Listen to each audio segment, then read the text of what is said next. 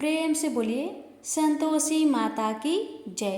प्यारे भक्तों, आज आप श्रवण करें संतोषी माता की व्रत कथा।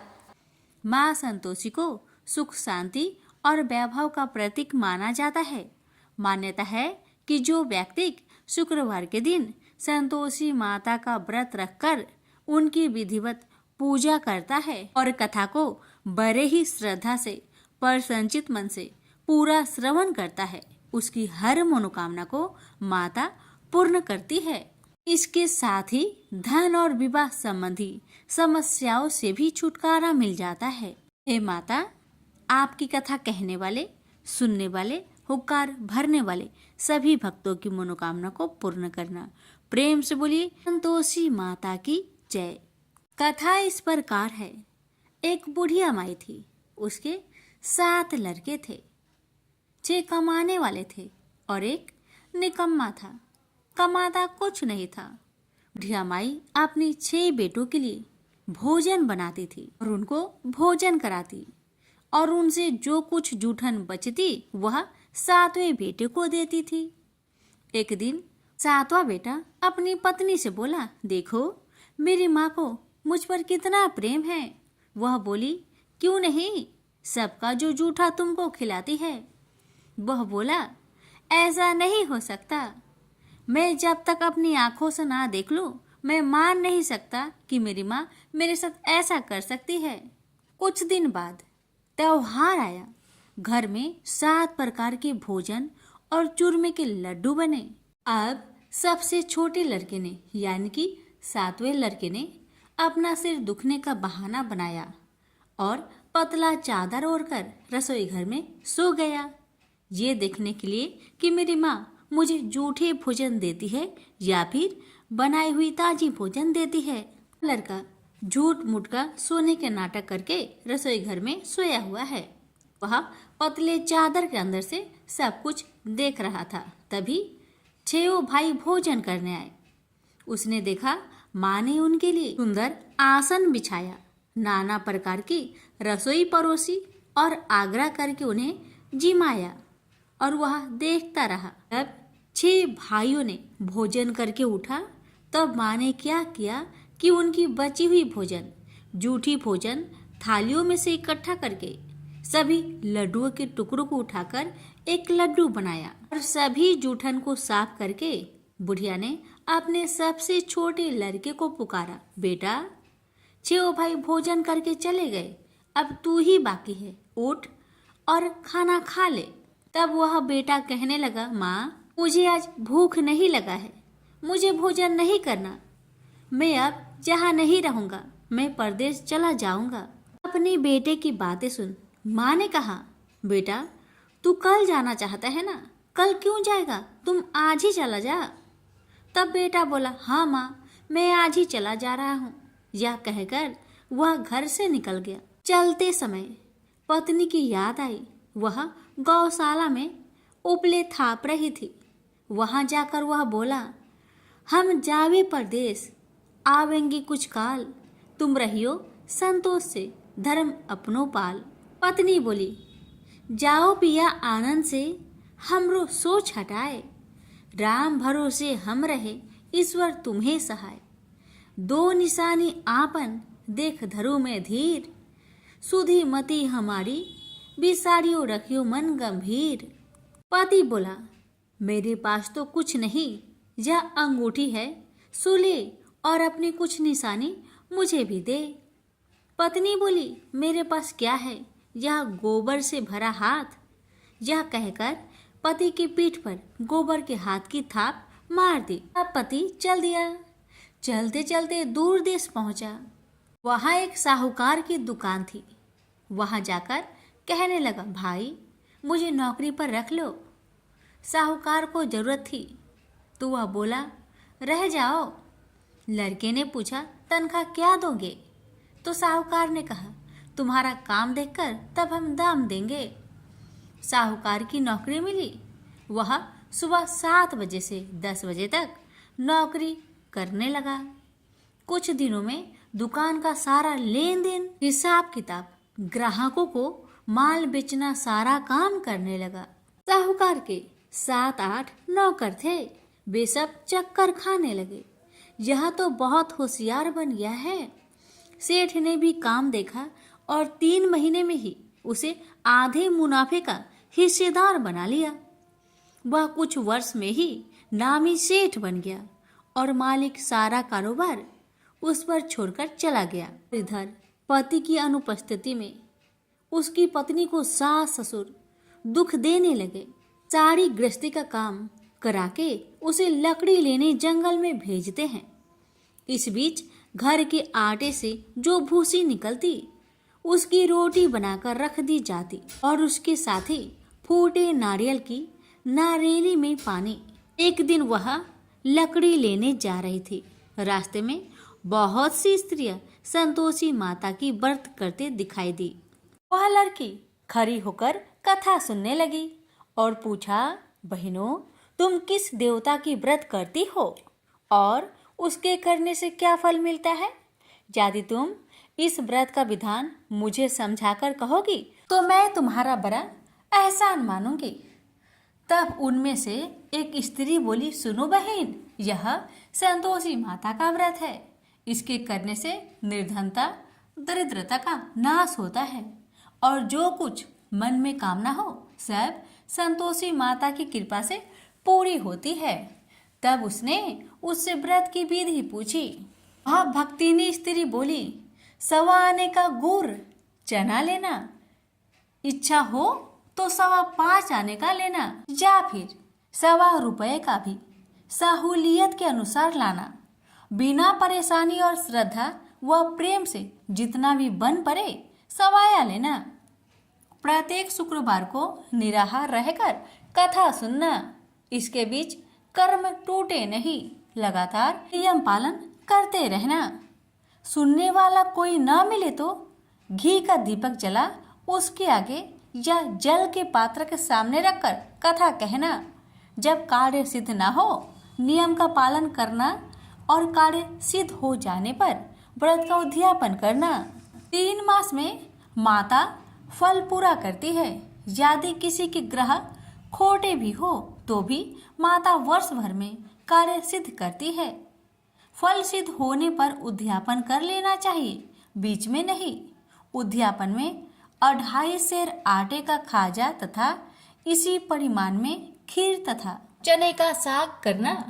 8 लड़कों को भोजन कराना। जहाँ तक मिले देवर जेठ भाई बंधु के हो, न मिले तो रिश्तेदारों और पास पड़ोसियों को बुलाना।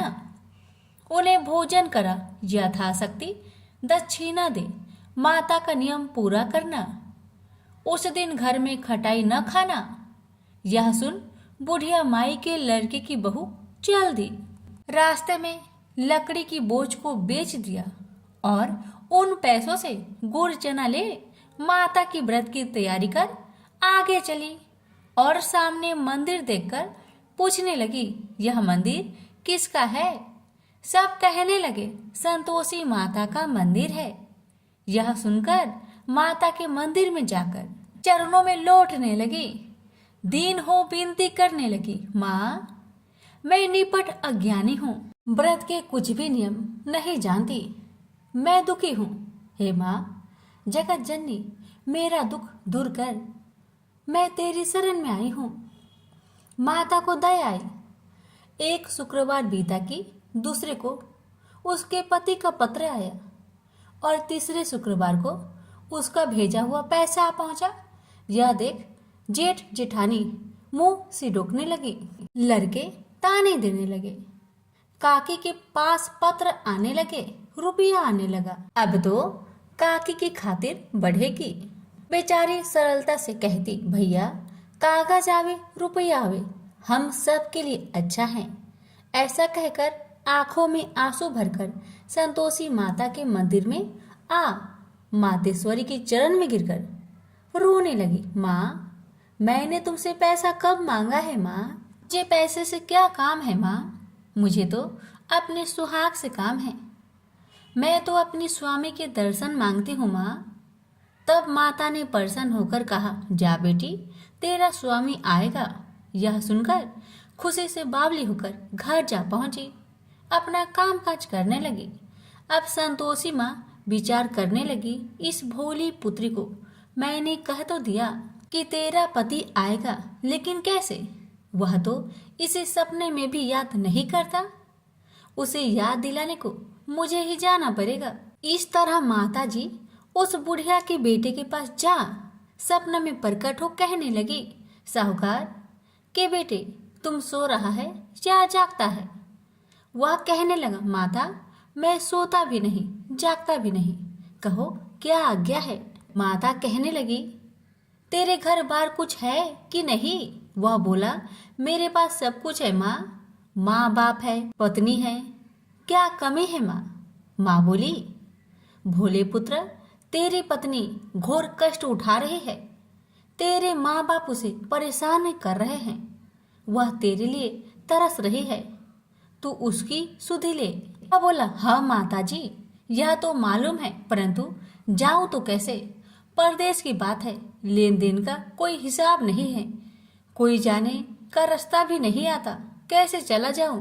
माँ कहने लगी, मेरी बात मान, सवेरे नहा धोकर संतोषी माता का नाम ले, घी का दीपक जला, दंडवत कर दुकान पर बैठ, देखते देखते तेरा सारा लेन देन चुक जाएगा, जमा का माल बिक जाएगा, साज होते होते धन का भारी ढेर लग जाएगा। माता की बात मानकर वह नहा धोकर संतोषी माता को दंडवत घी का दीपक जला, थोड़ी देर में देने वाले रुपए लाने लगे, लेने वाले हिसाब लेने लगे, कोठे में भरे सामान की खरीदारी नगद दाम में दे सौदा करने लगे।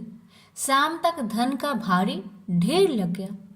मन में माता का नाम ले चमत्कार देख प्रसन्न होकर घर ले जाने के वास्ते गहना कपड़ा सामान खरीदने लगा।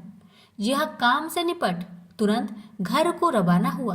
उधर उसकी पत्नी जंगल में लकड़ी लेने जाती है। लौटते वक्त माता जी के मंदिर में विश्राम करती है।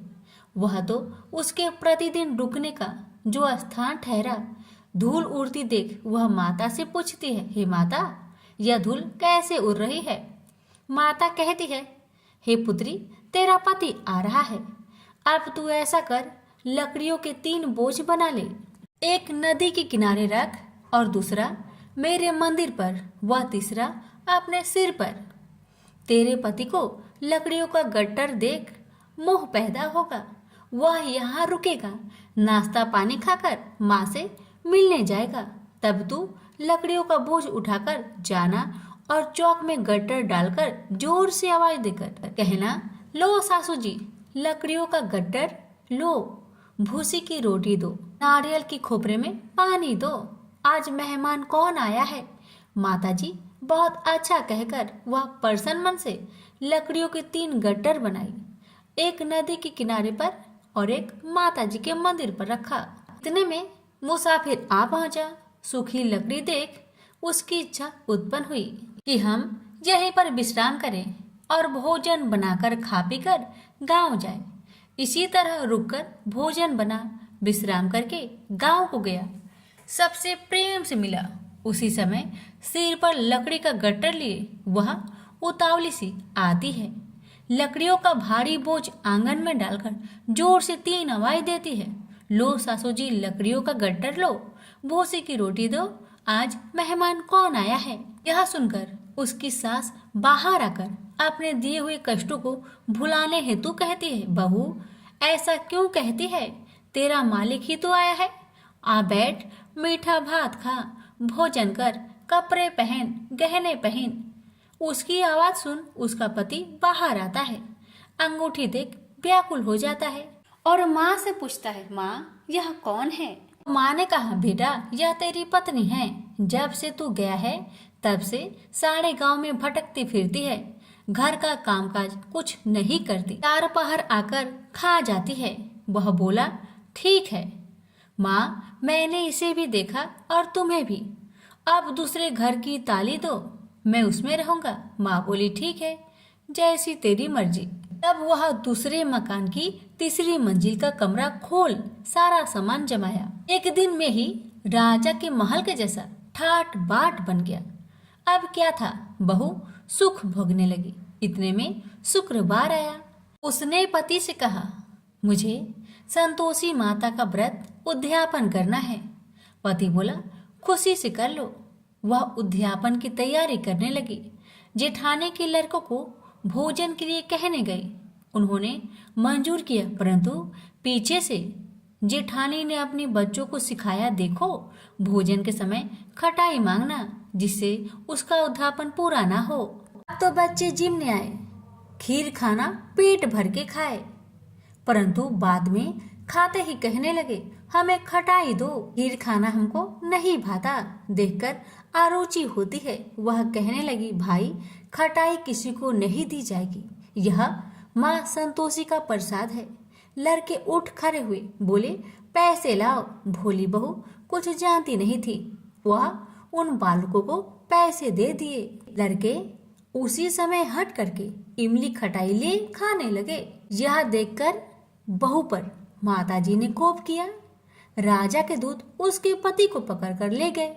जेठ जेठानी मन माने वचन कहने लगे, लूट लूट कर धन इकट्ठा कर लाया है, अब सब मालूम पड़ जाएगा जब जेल की मार खाएगा। बहू से यह सहन नहीं हुआ। रोती हुई बहू माताजी के मंदिर गई। कहने लगी, हे माता, तुमने क्या किया? हंसाकर अब भक्तों को रुलाने लगी। माता बोली, बेटी तूने उद्यापन करके मेरा व्रत भंग किया है। वह कहने लगी, माता मैंने कुछ अपराध किया है क्या? मैंने तो भूल से लड़कों को पैसे दे दिए थे, मुझे क्षमा करो, मैं फिर तुम्हारा उद्यापन करूंगी। माँ बोली, अब भूल मत करना। माँ कहती है, अब भूल नहीं होगी, अब बतलाओ वो कैसे आएंगे? माँ बोली, जा पुत्री, तेरा पति तुझे रास्ते में आता मिलेगा। वह निकली, राह में पति आता मिला। वही पूछी, कहाँ गए थे? वह कहने लगा, इतना धन जो जमाया है उसका टैक्स राजा ने मांगा था, वह भरने गया था। वह प्रसन्न हो बोली, भला हुआ, अब घर को चलो। कुछ दिन बाद फिर शुक्रवार आया। फिर वह बोली, मुझे माता का उद्यापन करना है। पति ने कहा, करो। पत्नी फिर जेठ के लड़कों को भोजन को कहने गई। ठानी ने एक दो बातें सुनाई। सब लड़कों को सिखाने लगी, तुम सब लोग पहले ही खटाई मांगना। लड़के भोजन से पहले कहने लगे, हमें खीर नहीं खाना, हमारा जी बिगड़ता है, कुछ खटाई खाने को दो। वह बोली, खटाई किसी को नहीं मिलेगा, आना हो तो आओ। वह ब्राह्मण के लड़के को लाकर भोजन कराने लगी। यथाशक्ति दक्षिणा की जगह एक एक फल उन्हें दिया। संतोषी माता प्रसन्न हुई। माता की कृपा होते ही 9वें मास में उसके चंद्रमा के समान सुंदर पुत्र प्राप्त हुआ।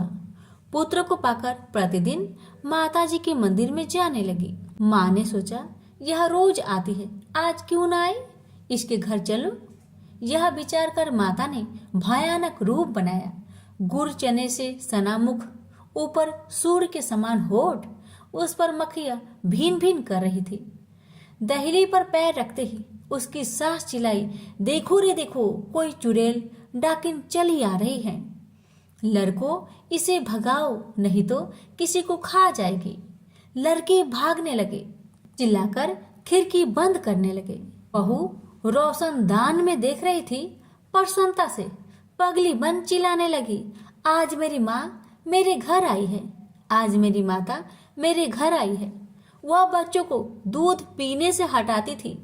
इतने में सास का क्रोध फट पड़ा। वह बोली, क्यों उतावली हुई है, बच्चे को पटक दिया। इतने में माँ के प्रताप से लड़के ही लड़के नजर आने लगे। वह बोली, माँ जिसका मैं व्रत करती हूँ, यह वही संतोषी माता है। सबने माता जी के चरण पकड़ लिए और विनती कर कहने लगे, हे माता, हम मूर्ख हैं, अज्ञानी हैं, तुम्हारे व्रत की विधि हम नहीं जानते, व्रत भंग कर हमने बड़ा अपराध किया है। जग माता, आप हमारा अपराध क्षमा करो। इस प्रकार माता प्रसन्न हुई। बहू को प्रसन्न हो जैसा फल दिया, वैसा माता सबको दे। जो पढ़े उसका मनोरथ पूर्ण हो, जो सुने उसका भी मनोरथ पूर्ण हो। प्रेम से बोलिए संतोषी माता की जय।